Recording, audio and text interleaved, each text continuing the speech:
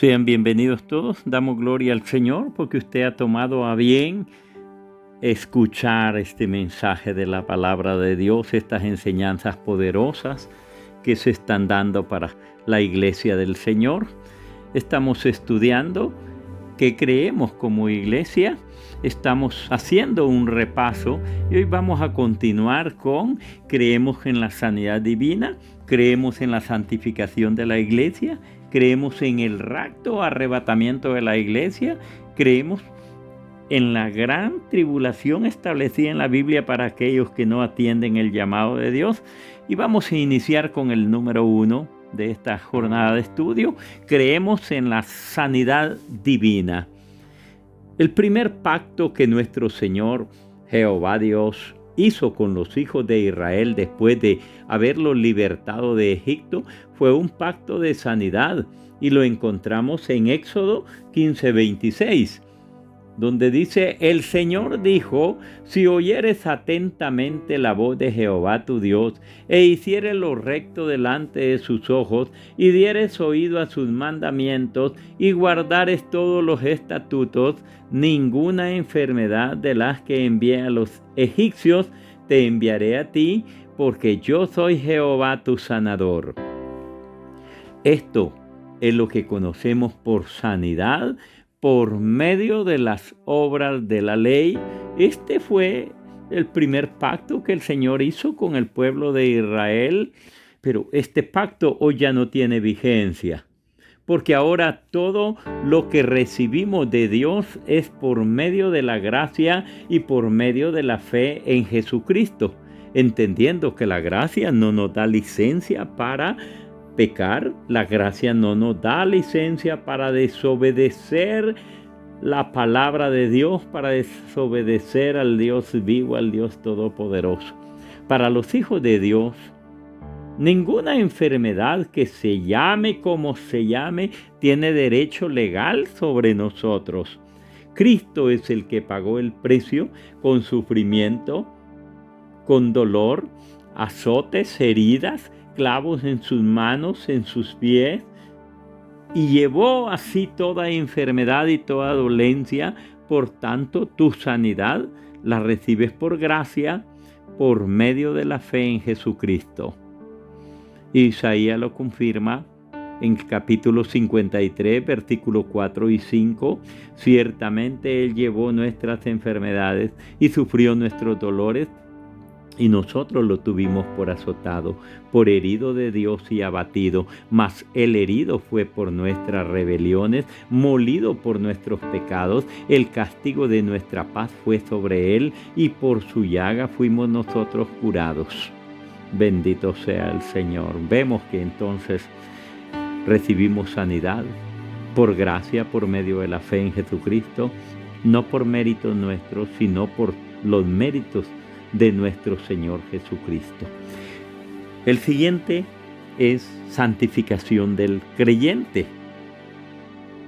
Y Primera de Pedro, capítulo 1, versículo 15 al 16, dice: sino como aquel que os llamó es santo, sed también vosotros santos en toda vuestra manera de vivir. Porque escrito está: sed santos porque yo soy santo. El proceso de la santificación del creyente es alcanzado cuando el creyente vive de toda palabra que ha salido de la boca de Dios, lo cual logra por intervención o ayuda del Espíritu Santo. Es decir, no es con tus fuerzas que alcanzará la santidad, sino por su Espíritu. Y si el Espíritu de Dios no está en el cristiano, no podría por sí mismo, por sus propias fuerzas, por su propia voluntad, guardarse irreprensible delante de Dios. Por lo cual el Espíritu Santo, Él es nuestro ayudador, y sin el Espíritu Santo que mora en el creyente nacido de nuevo, sería imposible vivir en santidad. La santificación es un proceso que será culminado en cada creyente por nuestro Señor Jesucristo antes de llevarnos al cielo en el rapto de la iglesia.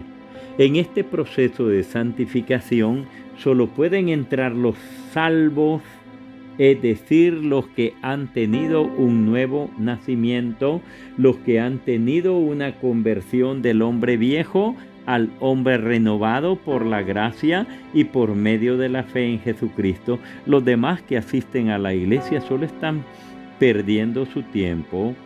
Es contundente la palabra al expresar que nadie se irá al cielo sin santidad. Nadie verá a Jesús sin santidad. Nadie verá a Dios sin santidad. ¿Creemos en el rapto o arrebatamiento de la iglesia? En 1 de Tesalonicenses capítulo 4, versículo 16 al 17 dice: porque el Señor mismo con voz de mando, con voz de arcángel, con trompeta de Dios descenderá del cielo, y los muertos en Cristo resucitarán primero. Luego los que vivimos, los que hayamos quedado, seremos arrebatados juntamente con ellos en las nubes para recibir al Señor en el aire, y así estaremos siempre con el Señor. El rapto de la iglesia es el evento en el cual Jesús nuestro Señor viene por su iglesia, es decir, por los que están en Cristo, viviendo en nueva vida y en santidad. Cuando hablamos del rapto de la iglesia, la palabra se refiere a los que ya murieron en Cristo y a los que estamos vivos en Cristo. Estos serán físicamente levantados a las nubes y se reunirán ahí con el Señor Jesús en el aire y serán llevados al cielo a la boda del Cordero y estaremos para siempre con el Señor. El rapto o arrebatamiento de la iglesia es una promesa dada por Dios a su iglesia que vive en santidad y por tanto es limpia de corazón. Bíblicamente el arrebatamiento ocurrirá antes de la gran tribulación, antes de que venga la ira de Dios que ha de venir sobre la tierra. Es decir, su iglesia no pasaremos esa gran tribulación porque ya estaremos en el cielo y lo comprobamos en los siguientes versículos o bases bíblicas. Apocalipsis 3, versículo 10, por cuanto has guardado la palabra de mi paciencia, yo también te guardaré de la hora de la prueba que ha de venir sobre el mundo entero para probar a los que moran sobre la tierra. Y en Romanos capítulo 5, versículo 9, también el Señor nos afirma que no pasaremos esa gran tribulación, pues mucho más estando ya justificados en su sangre, por él seremos salvos de la ira. La condición de santidad del creyente es imperativa para irse en el rapto de la iglesia, por lo cual está establecido en 1 de Pedro, capítulo 1, versículo 15 al 16, sino como aquel que os llamó es santo, sed también vosotros santos en toda vuestra manera de vivir, porque escrito está, sed santos porque yo soy santo. El siguiente a estudiar como repaso, la gran tribulación que ha de venir sobre la tierra. En Mateo capítulo 24, versículo del 21 al 22, porque habrá entonces gran tribulación cual nunca la ha habido desde el principio del mundo hasta ahora ni la habrá, y si aquellos días no fueren acortados, nadie sería salvo, mas por causa de los escogidos aquellos días serán acortados. Creemos con suficiente respaldo bíblico que la iglesia no pasará la gran tribulación que ha de venir sobre la tierra. El Señor nos librará de la hora de la prueba que ha de venir sobre el mundo entero. La gran tribulación va a ser inmediatamente después del rapto de la iglesia. La gran tribulación durará 7 años. Mientras en la tierra ocurre la gran tribulación, en el cielo se están llevando a cabo la boda del Cordero entre la iglesia que se fue en el rapto y nuestro Señor Jesucristo. A los fieles de la iglesia de Cristo, Dios les promete liberación y escape en el tiempo, antes del tiempo de la gran tribulación. Lucas 21, 36 dice: Velad pues en todo tiempo, orando que seáis tenidos por dignos de escapar de todas estas cosas que vendrán y de estar de pie o en pie delante del Hijo del Hombre. Y Apocalipsis 3:10 dice: por cuanto has guardado la palabra de mi paciencia, yo también te guardaré de la hora de prueba que ha de venir sobre el mundo entero para probar a los que moran sobre la tierra. Oh Padre, gracias.